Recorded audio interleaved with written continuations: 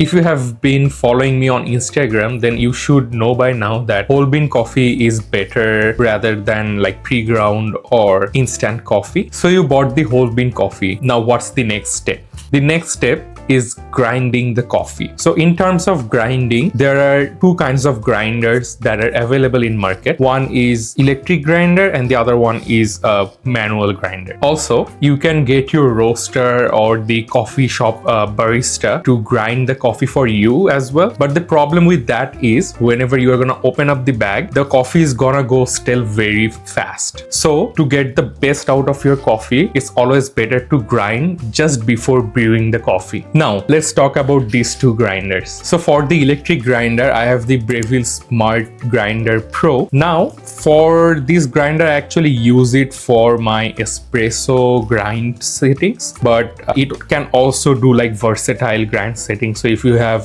suppose a V60 or an AeroPress, you can also grind your coffee for those as well with this grinder. So it has been made in a way that you can put the whole bag of coffee bean in it and you can just grind as per you need every single day, so you don't need to like fill it up every now and then. Now, I don't use it to store my coffee beans because in my coffee station I actually have different kinds of coffee beans, and depending on my mood I actually go for coffees, like different types of coffees. So before making coffees, or especially for me it's espresso, I weigh my coffee beans separately and then I just put those amount of coffees in there and then I just grind it from here. Now I have this extension called Bello.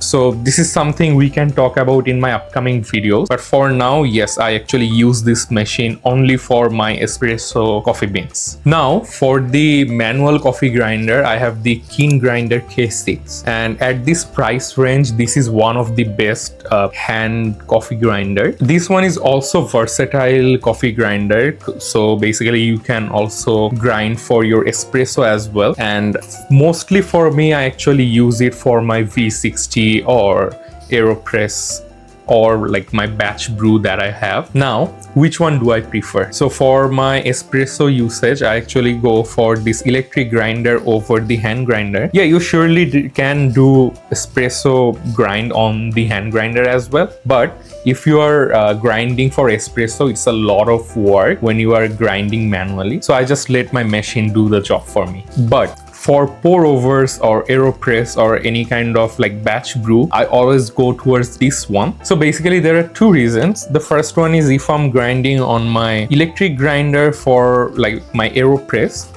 the problem with this grinder is it produces a lot of fines. So when you are pouring the water, it actually sometimes clogs the paper filter. So yeah, that actually hampers the brew. Now, what is this fine particle? So basically it works like there are two bars that rotates and it grinds the coffee. So when it's grinding the coffee, the fines are basically those very small particles that actually goes through between those bars. The problem with these cheap grinders are their bars are not that consistent, so that's why it produces a lot of fines. And the other reason why I prefer this one for my AeroPress or pour over is it actually brings very much clarity on the cup rather than this one, and for grind consistency as well, it has a very good grind consistency for like AeroPress or pour overs like Vario V60. Okay, let's know about their prices and then we'll go towards which one you should get for your first coffee setup. So I actually got this grinder for around 300 Canadian dollars. Now this is sad but true, is 300 Canadian dollars is a very like start point for a grinder,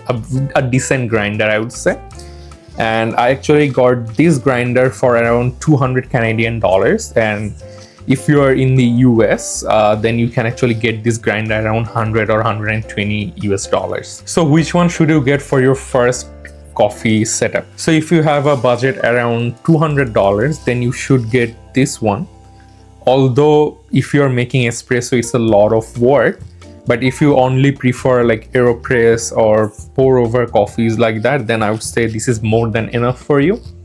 But yes, if you have a budget around $300, then I would definitely suggest that one. Although I have another suggestion for you. Like there is a new grinder which is called DF54. It's actually like depends on where you are at. It has some different kind of names. As far as I remember, in the US they call it Me Coffee 54. In Canada they call it DF54. That's a very good grinder for its price. It should be around like 330 to 350 Canadian dollars. But yeah, if you can find it near you, this is also a pretty good grinder. Now, if you have any kind of questions regarding these two grinders, then please let me know in the comment section and I'll get back to you. I hope this video was helpful for you guys. Please like the video and subscribe to my channel. Till then, keep enjoying coffee.